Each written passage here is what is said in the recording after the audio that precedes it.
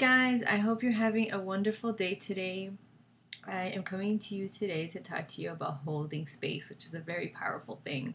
I actually had a whole nother vlog that I had recorded previously, and then of course Spirit came along and said, no, I want you to talk about this time. And as a good student of Spirit, I said, okay, so we'll do another vlog and we'll talk about holding space.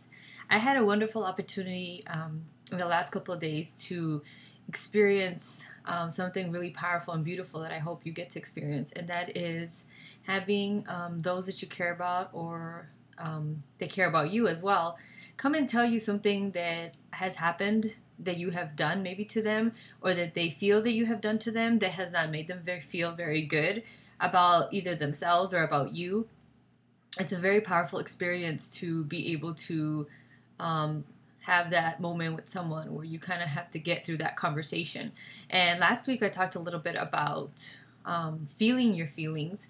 So these two beautiful, amazing people in my life did a beautiful job of feeling their feelings, and then taking the steps that they needed to really work through their feelings and release their feelings.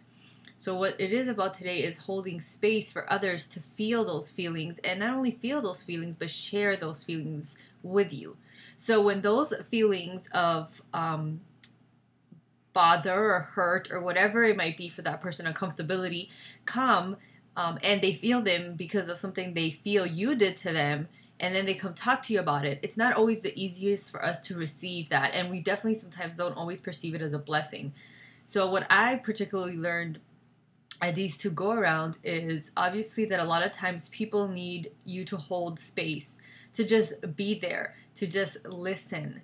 A lot of times, like in these situations, I could tell they already had done some forgiving and some releasing, and their words were just so loving and kind, and they weren't really looking for me to do anything or say anything to fix it. They just wanted to tell me that this is how they felt about something that had occurred with me in the situation. And of course, at one part of the conversation, my ego was like, oh, you gotta say this, you know. So there was at times the tendency that I had either to say things to fix it, or to say things to kind of make it feel better for me.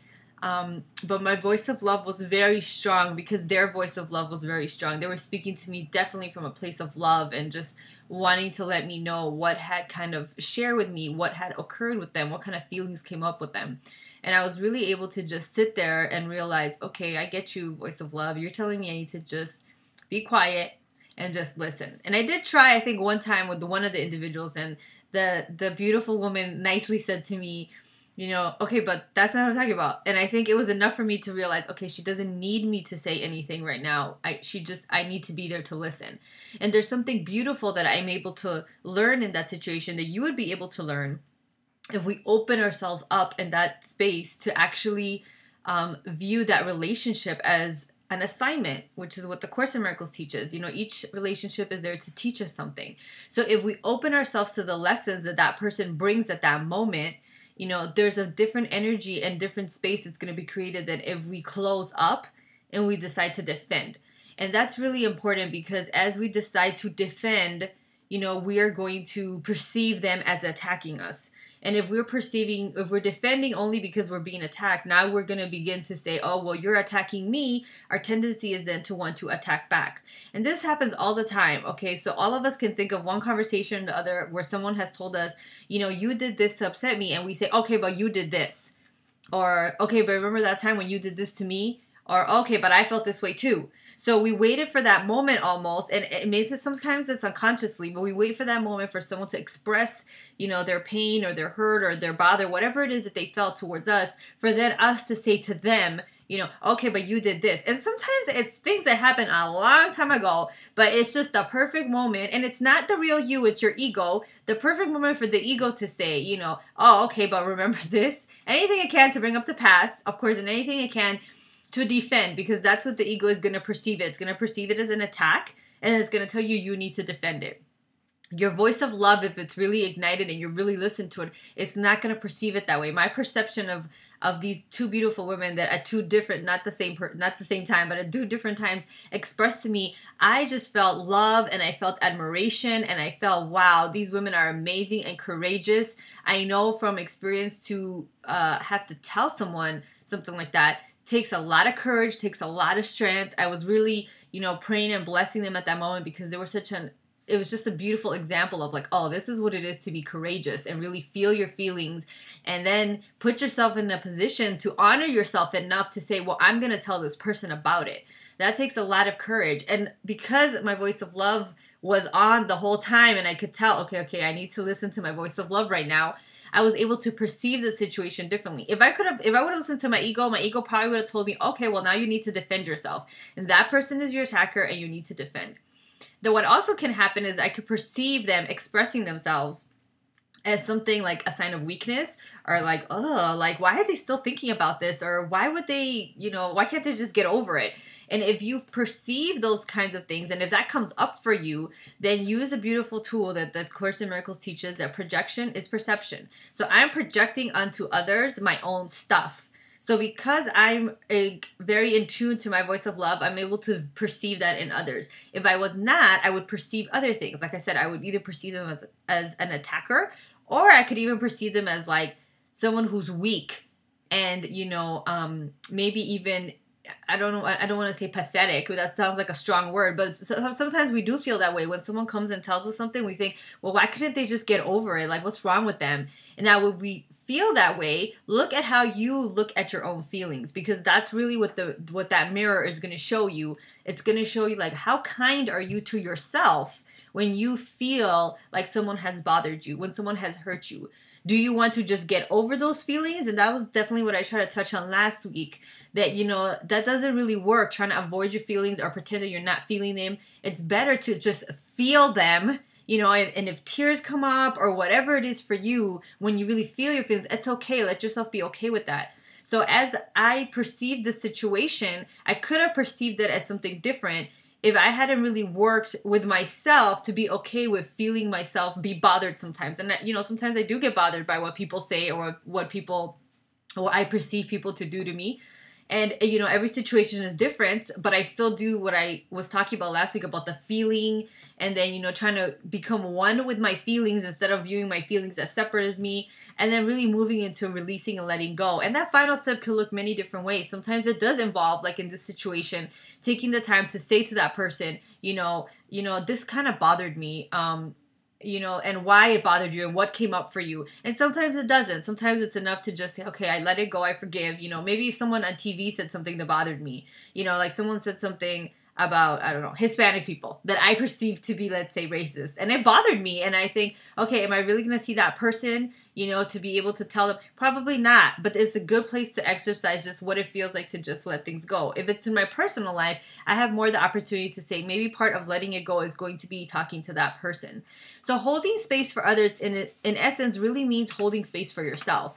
As I was able to hold space for these beautiful women to tell me, their feelings, I was also able to hold space for myself to let myself learn the lessons that I needed to learn. They taught me a lot in that moment about patience, about compassion, about just really sitting and listening, not always feeling like I have to go and fix things or make them better, and that's not always my role. And many times it's not. Healing doesn't occur because we want to go fix people.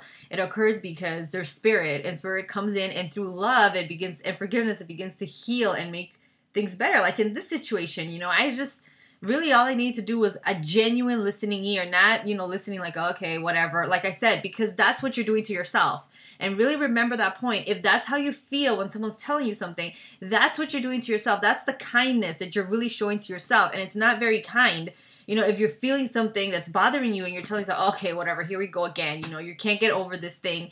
So part of that really has to do with that, what we're projecting onto others. So I learned so much from just sitting there and realizing, oh, it's okay to just sit and listen. It's a beautiful thing. And they're just sharing with me. And, I'm there to honor that. I'm there to honor their genuineness, their strength, their courage, and honor that in myself. That it does also take strength and courage to sit and to listen to someone tell you the things that they feel like you've done to them that has hurt them, and not feel a sense of, okay, well, I'm going to have to tell you things so that I can make it better for myself. Because it wasn't about that at that moment. It was really about the love that was in that space and the sharing that was happening. And that's what really happens when we really truly decide to hold space for one another.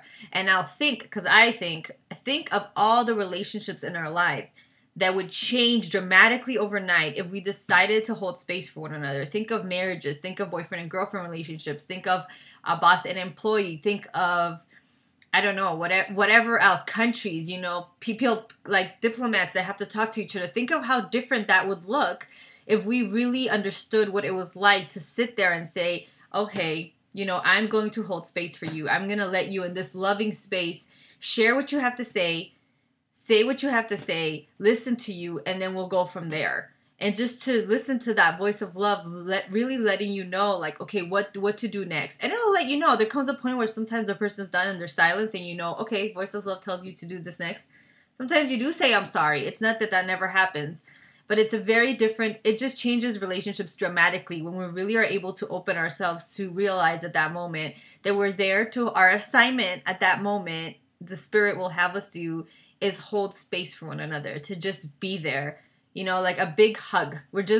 Or like a big blanket. We're just there. We're just warming this person up, sending them our love, just listening to them, instead of making it about, oh, they're attacking me, so I need to defend myself, or projecting onto them our feelings of inadequacy or uncomfortability because we are still not comfortable with, feeling our feelings and sharing our emotions. It would definitely, I think, be a very different world. So I really encourage you this week to take a look at that. Take a look at your relationships. Take a look at where you are holding space for others and where you could probably be more holding space for them. And also think of it as how much more can you begin to hold space for yourself in a loving way, in a kind way, in a compassionate way. That is really what enables us to really then project that onto others. Because like I said, projection, Course in Miracles teaches projection is perception. So it goes both ways. If I'm able to begin to perceive myself in the light and love, I'm able to project that. I'll project that out, and that's what I will perceive. But if I'm still have not completely done this inner work, that's why it's important that you start with yourself in any situation. That is what I'm going to project onto others in the given circumstances. And like in this circumstance that I had in these two experiences, it could have been very different. If one person came with a different energy, or they came with a loving energy, but the other person was perceiving it differently. So either way, it was a beautiful example from, if you want to call it both sides. I don't think there really was any sides. It was just about the love. That was the beautiful thing of it. It wasn't them talking to me and me, it was just one thing. In both situations, I thought it was just one thing, one beautiful occasion where love was just being shared. And like the Course in Miracles teaches, in that situation, I could really see how only love was real. There was nothing else there. There wasn't two sides. There wasn't two people. There wasn't these feelings and those feelings. There was just one beautiful space. There was at times maybe, I know for myself, I felt maybe at times I felt like maybe I need to say something. Maybe I need to defend. But the voice of love and love was so much more powerful in that given circumstance, that holding space was like the only thing to do. So I hope you hold space for yourself. And I hope you hold space for those that you love, and really hold space for the planet, because the planet needs a lot of holding space right now. We really need to hold space for the planet with tons of love so that we're able to heal all these things that are going on around us. And it starts with us. So the moment you start to begin to be able to hold space for yourself, you will begin to be able to hold more space. Your love muscles will expand, and you'll be able to hold space for the rest of the planet that really needs it. Lots of love. Bye.